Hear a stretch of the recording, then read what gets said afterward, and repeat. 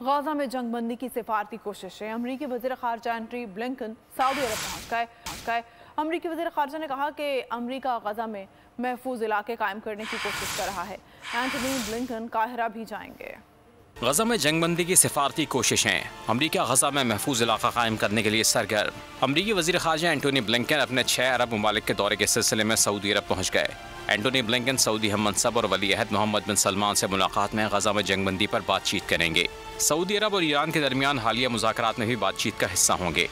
Antony Blinken ने Saudi रवानगी से कबल कतरी वज़ीर आज़म शेख मोहम्मद बिन अब्दुल रहमान अल सानी के साथ दोहा में एक मुश्तरका प्रेस कॉन्फ्रेंस की और कहा कि वो गजा में आम शहरियों के तहफ़्फ़ुज़ के लिए हर मुमकिन कोशिश करेंगे और इस बात का एतराफ़ भी किया कि गजा में मुतादिद ख़ानदान मुतासिर हुए हैं और इसमें इनका कोई कसूर नहीं।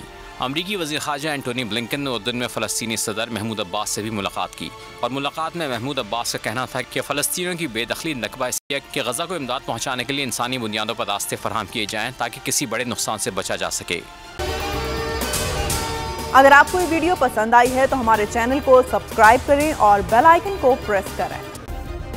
सब्सक्राइब करें और बेल दबाएं ताकि कोई खबर रह न जाए।